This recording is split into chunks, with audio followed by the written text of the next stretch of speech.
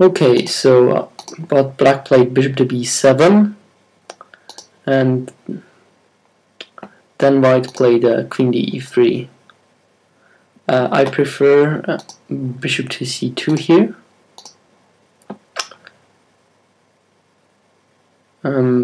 Because that keeps all the pieces on the board. Again, you should not trade pieces when you have a space advantage. And also queen e3 seems to unnaturally block the bishop on c1.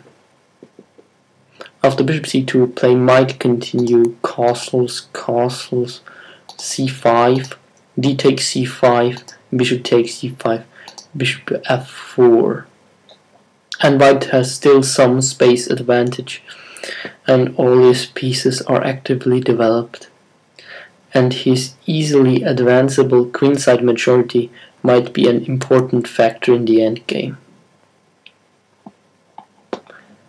But in this position, white decided to play queen to e3, after which black castled. Again, I think he should play knight takes e4, because he should trade off some pieces. And after knight takes e4, bishop c7, castles, b3, he can play c5, opening up the bishop on b7. And black got to play the c5 break, so he will probably equalize soon. Okay, so but after queen e3, black decided to castle kingside, and then came h3 by white, which I think was aimed to prevent a knight to g4, but I don't really think that is necessary, because knight g4 isn't really a good move for black in this position anyway, because you would just move the queen and the knight on g4 would be misplaced. What white instead should be worried about is knight takes e4, trading off his bishop, so probably instead of h3, bishop c2 was best. After h3, black played queen c7 again, knight takes e4 would have been better. And now white played knight g5. This is a bad move, but black didn't respond correctly. He played c5. Instead, he should have played h6 here, kicking the knight. And white's idea here might have been to play h4, which unfortunately only works if black takes the knight on g5, which probably most experienced players won't do, because it dangerously opens the h file. Black should play e5 here, but if he does play h takes g5, then comes h takes g5, and now black is lost. Moving the knight leads to a disaster.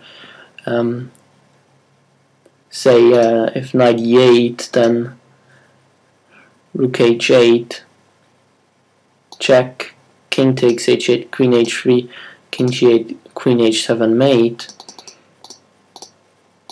And if knight takes e4, then queen h3 wins, threatening mate on both h7 and h8. Okay. So instead of h takes g5 here, black should play e5. After which white could reply with knight to f3, defending d4, and after e takes d4, knight takes d4, rook on a to e8. Black is better because of white's misplaced pieces, on the e file, like the bishop, queen, and king being in a pin here. Also, his king is very insecure in the center, so black is better here. So the idea of h4 is probably not good.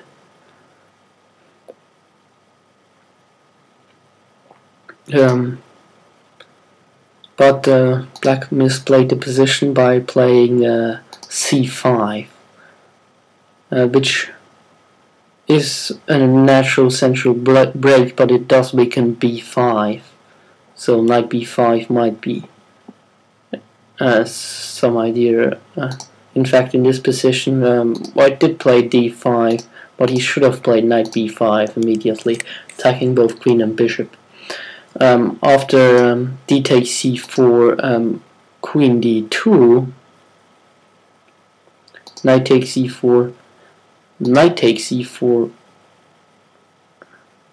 and now since the queen is still hanging, queen c6, and now knight on b takes d6, and now if f5, then queen takes d4, fe, and b4, threatening b5, gives an advantage to white.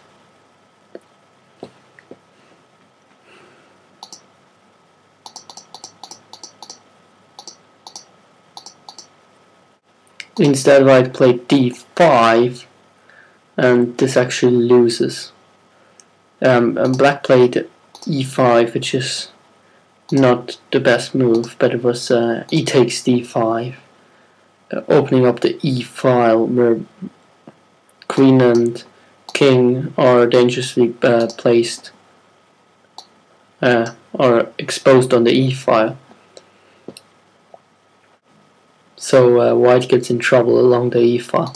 After c takes d5, for example, h6, and now h4, and after rook fe8, the tactics favor black.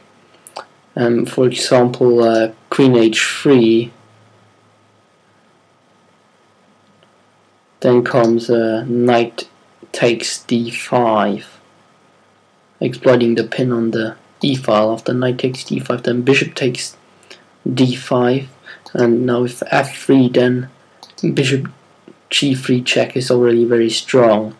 King d1, rook a d8, and after bishop takes d5, black gets his piece back with knight to f6, and white's king is in great danger. But instead of playing e takes d5, black played e5, locking the position and also giving white a protected passed pawn. Now white just blundered with knight to e6. This sacrifice doesn't work at all. Bishop f5 was to be preferred, but he did play knight e. After which black might play h6 after knight to e4. This was one idea of bishop f5, vacating the e4 square for the knight, and after knight takes d4, knight takes d4, with good attacking chances for white on the king side, with queen g3 coming next, with the threat of bishop takes h6.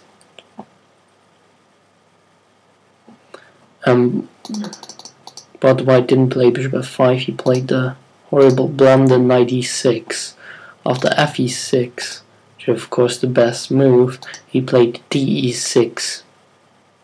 And now black played a slightly inaccurate move, knight b8. This move is too passive. Black should have played a knight to knight takes e4. After which, if knight takes e4, then knight to f6.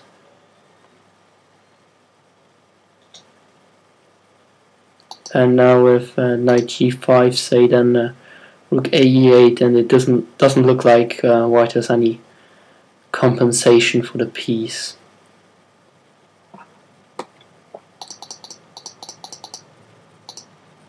After knight e6, fe, de, knight b8.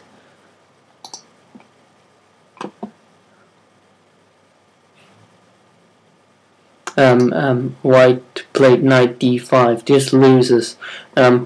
He should have tried knight b5, after which play might continue queen e7, knight takes d6, knight takes e4, because if queen takes e6, then bishop b7, winning the rook on a8. So knight takes e4 instead, and if knight takes e4, then queen takes e6, and white got his piece back, but black is still better.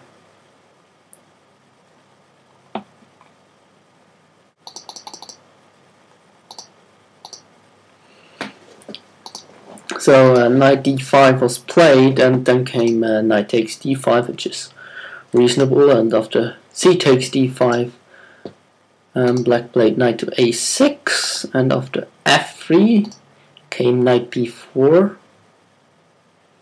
and now white castled kingside, and after rook to f6, he played f4, and after ef, queen f2.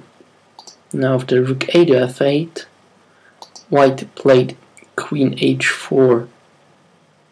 And now here black blundered in a completely winning position by playing bishop to a6. He should have played simply g6 to prevent mate instead.